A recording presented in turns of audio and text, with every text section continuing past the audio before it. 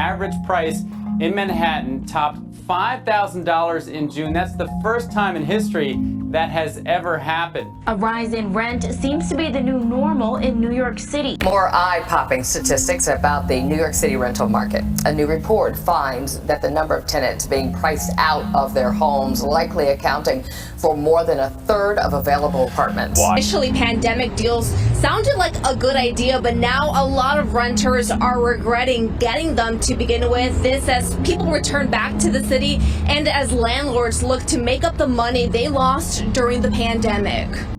This is New York City. It is estimated that between April 2020 and July 2021, population fell by an estimated 336,000, nearly 4% of New York's population. This asks a question as to why it is so hard to find an apartment. In August this year, New York had by far the lowest vacancy rate of any large city at 2.6%. The effective median rent on new leases passed $4,000 for the first time in Manhattan in July, and even Brooklyn and Queens are well above $3,000 a month. New York City is losing population. Shouldn't this increase vacancy and pull rent prices down due to the supply and demand logic? Many reasons are behind such occurrence. After the pandemic, many families with kids fled from cities to suburbs, and since younger singles have moved into cities. This could essentially mean that the decline in population hasn't matched the decline in households, which would make sense why demand hasn't been impacted. New York City built very little housing from 1975 to 2000, enjoyed a modest construction boom after that, and hasn't equaled its late 2000s construction pace since. The exclusion of 2015, which saw people take advantage of an expiring tax exemption. New York is the most densely populated city in America, hence making construction of new apartments much more difficult. It is estimated that in 2019, New York City was 342,000 units short of meeting its housing needs. Even in more affluent areas of New York, the number of housing units have actually declined from 2010 to 2020. Rent control was imposed after World War II, and it actually remained in New York City after. In a 1946 pamphlet, Milton Friedman and George Stiller, two economists, stated that rent controls depress the supply of rental housing. The overall number of housing units in New York City increased more than 27% between 1970 and 2021 to 3.6 million. At the same time, the rent-occupied units have stayed the same.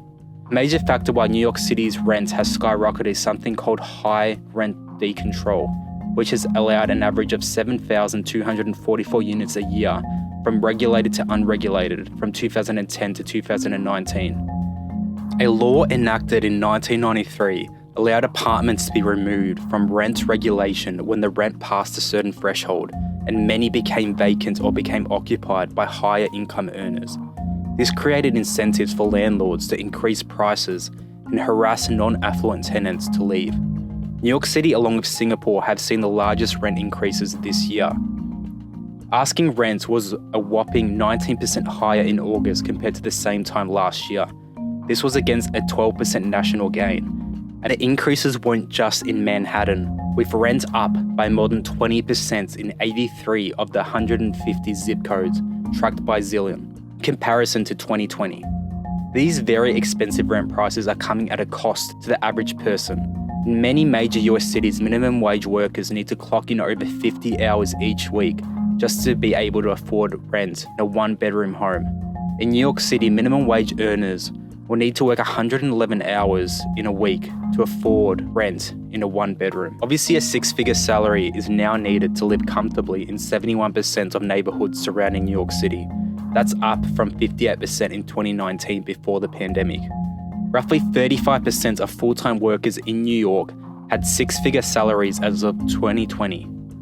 It's clear that many are being squeezed to the absolute limits. Rent growth has outpaced wage growth by a lot in 2022. The crazy rent prices are causing renters to search outwards for cheaper options. In July this year, neighborhoods in Brooklyn and central Queens saw spikes in online searches, with other central locations such as Soho, West Village, and Lower East Side saw a decrease.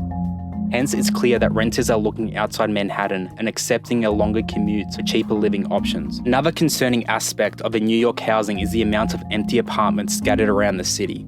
The number of vacant housing units have more than doubled over the last decade, accounting for roughly 350,000 in 2021. The main reason for unoccupied apartments in 2021 was because apartments were held for occasional, seasonal, or recreational use.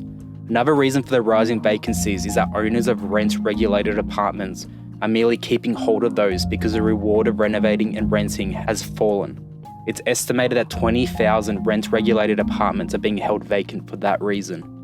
It's clear that New York City has become unlivable for the average person, with rent expected to continue to rise. A $4,000 monthly payment just to merely have a place to sleep is pushing many to breaking points.